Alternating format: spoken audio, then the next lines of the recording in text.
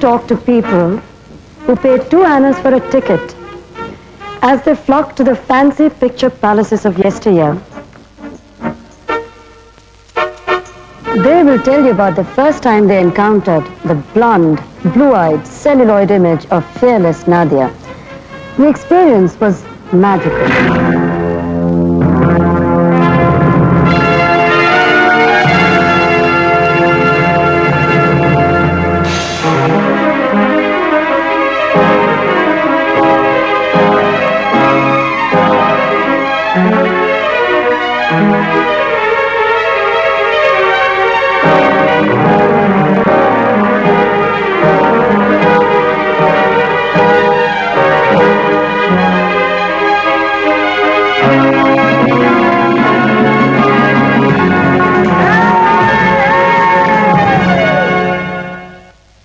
As she blazed across the Indian screen of the 1930s and 40s, fearless Nadia created a unique persona for herself that has been hitherto unparalleled.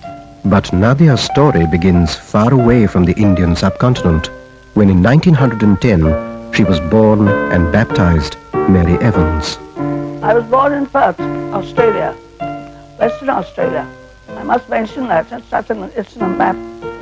Then you see, my mum and dad came to Bombay, and ever since then I've been here.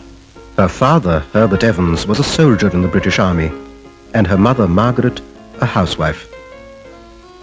Young Mary's idyllic youth was soon shattered when the Kaiser declared war on the British Empire and Herbert Evans's regiment was shipped overseas. After that, they went to war, 1914 war. Unfortunately, my dad died there, in France. So Mum and I were alone, and I was in school for 8 years. It was during this time that Mary became interested in the new medium of cinema that was sweeping the nation.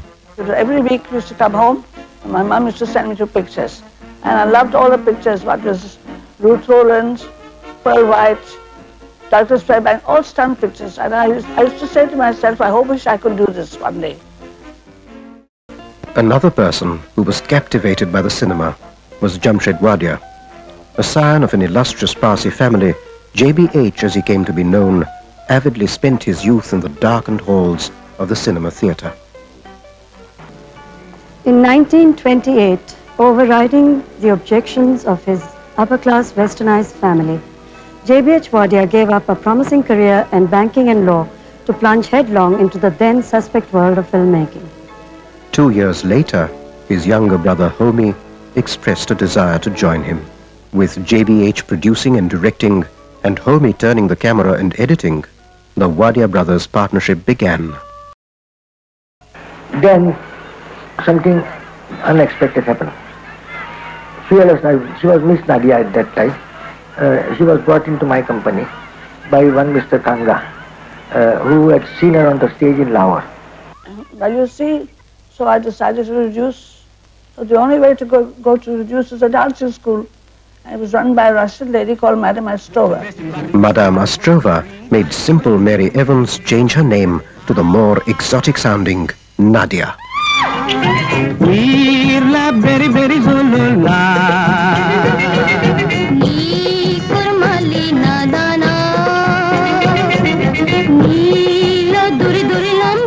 Unhappy with the circus lifestyle, Nadia returned to the stage and even learned Hindi songs as part of her act. Anyway, I met Jamshed and Homi, and they asked me, what would you do? Could you write, could you drive, could you do anything? I could do anything once. As shooting progressed, Homi innovated on Nadia's character, making her do unusual stunts, earning her the sobriquet, Fearless Nadia. You see, another shot was, I was on top of the roof and Sani was fighting with me.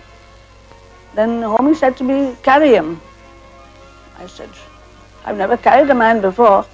I'll try anything once. So I took him, carried him on my back, and that was my first experience of carrying a man. Homi made me start carrying everybody after that. Naughty boy.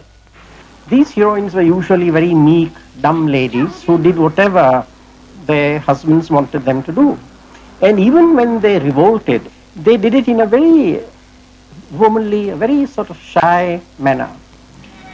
Here, on the other hand, was a woman who could lift men, throw them around. She did all her stunts herself.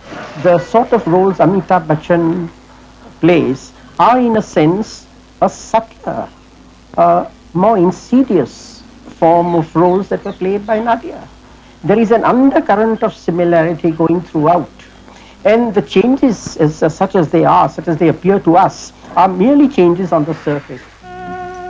Nadia's unconventional screen persona was a mixture of self-mocking femininity, wondrous agility, and unabashed sexuality.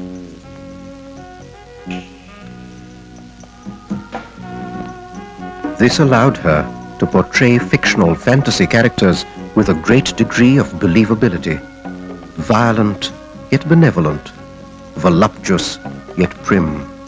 Nadia played the whole gamut. In a career spanning 30 years, she carved for herself a unique niche on the Indian screen. Nadia raised the stunt form to an art form, which to my mind is as significant historically as any other art form.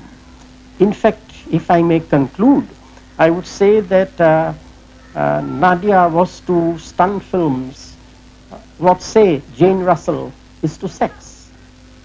In a medium that breeds stereotypes, fearless Nadia still stands out as a symbol of individuality. An icon of popular culture, she will forever be remembered as Hunterwali, the lady with the whip.